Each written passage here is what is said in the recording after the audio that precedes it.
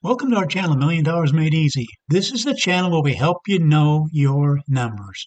On this channel, I want people to know how they can achieve a comfortable retirement even on a modest income, especially if they start early, are consistent, and just use something as simple as an S&P 500 index fund. You can do this. And I asked people to give me their request, and this is one that I got. Said, "Hi, Jim, can you run these numbers? Got 100,000 saved. I'm 40 years old. I want to know what the amounts might look like if I save nothing the rest of the way, if I save $300 a month, and if I save $600 a month." And he thanked me. So let's check out his numbers. Here's one of the several sheets that we like to use on this channel. Again, our channel is $1 Million Made Easy. Said he's 40 years old, got $100,000 saved up.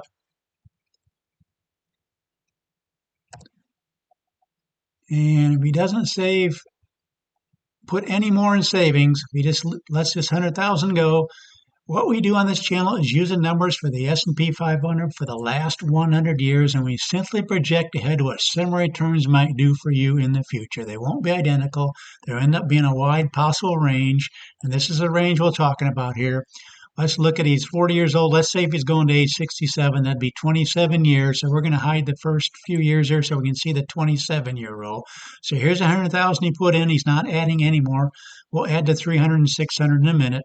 So if we use numbers from 1929, this 100,000 would grow to 842,000 over the next 27 years after 1929.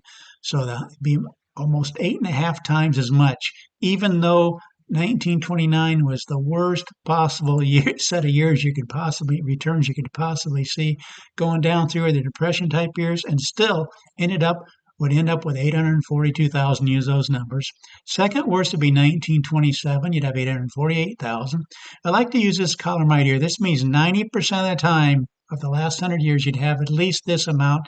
10% of the time, you'd have this much or less, these being the smaller amounts. So you'd have 1,015,000, not adding another dime 90% of the time. The median, using the numbers for the last 100 years for a 27-year period, would be 1.522.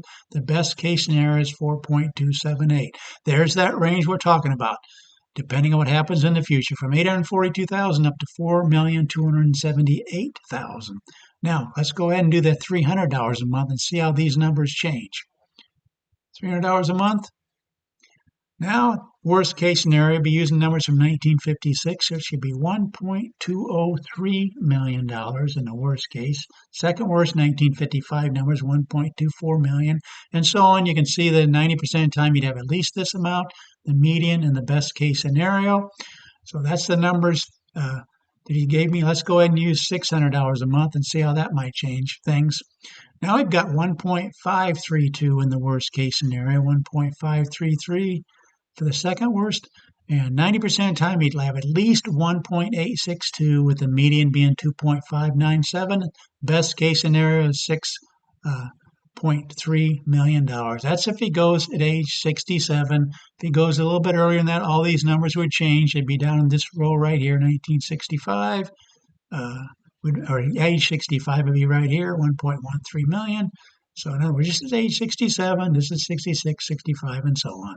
But on this spreadsheet, we also like to take into account what your expenses might be, what your Social Security might be, but that's for another video. But this to show you, this spreadsheet can show you so much information. But I just wanted to show you the answers to his request here, what his numbers might look like with these different variables. And so that's what we did.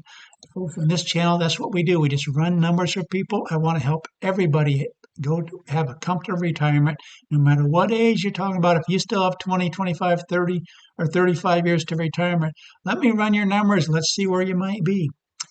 Please consider subscribing to this channel. Let people know about this channel. Let them know there's a channel out there that'll run numbers for them. And these numbers can encourage you, encourage so many other people. When people see different numbers, realizing we're kind of all in this same boat. Like I say right here, we're all on this financial journey together. All of us want to end up with a comfortable retirement.